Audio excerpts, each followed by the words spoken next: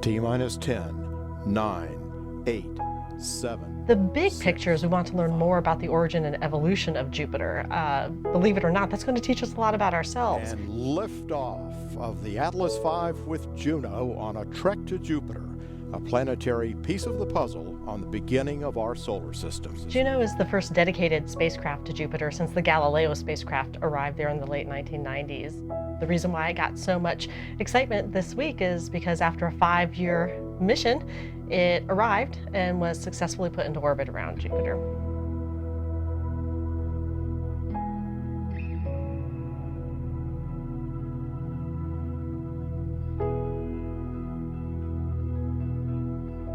Jupiter in particular has a special part in our history because that was the planet that Galileo looked at with the telescope and saw these moons dancing around it and determined that we were not the center of the universe. And so it has had a powerful impact on our culture and our understanding of the universe, and we hope to learn a lot more from it.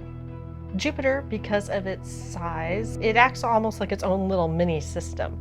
Its gravitational effect has allowed it to keep over 60 moons in orbit. It has the strongest magnetic field of any planet in the solar system. Its strong magnetic field also means it has the strongest radiation belts of any planet in the solar system, which is one of the reasons why Jupiter is actually really dangerous for spacecraft.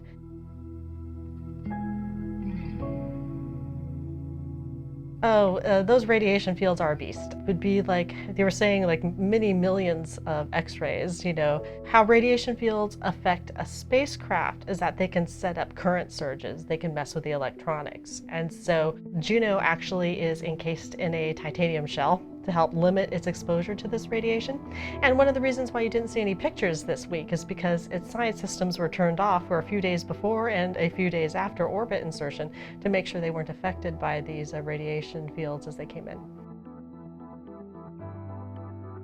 Well, they're going to be measuring more about Jupiter's magnetic field in terms of its three-dimensionality of it around Jupiter. They're going to be looking more into the composition of Jupiter. Particularly, they're looking for water. Now, we always tend to think of water as looking for life, but actually what water will tell us for Jupiter is if it formed in its orbit that it's currently in. A planet that formed closer to the sun should have less water. A planet that forms further away should have more water. And we actually think that maybe planets don't form exactly where they end up. And then there is a camera on board, Juno Cam, which it'll get the highest resolution images of Jupiter we've ever had. Okay, I have to admit, the pretty pictures, always good. Okay, never trust an astronomer who said they didn't get in it for the pretty pictures. I really am interested in seeing if they think that Jupiter has migrated in its orbit. So if they find more or less water than they would have expected.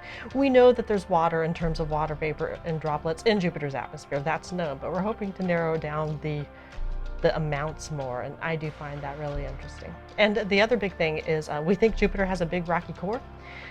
And this spacecraft in its orbit, due to gravitational tugging on it, we should be able to determine the placement, the mass, the size a little bit better, and see if indeed there is a big rocky core at the center.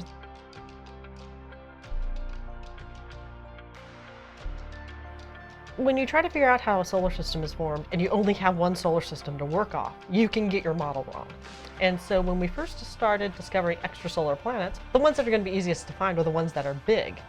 So we weren't surprised to find big planets, but we were surprised to find them how close they were to their stars. I mean, there are planets the size of Jupiter that are as close to their stars as, say, Mercury is to our sun. And you never would have guessed that based on only studying our solar system. So that means either planets can migrate, or we don't know what we're talking about in terms of solar system formation.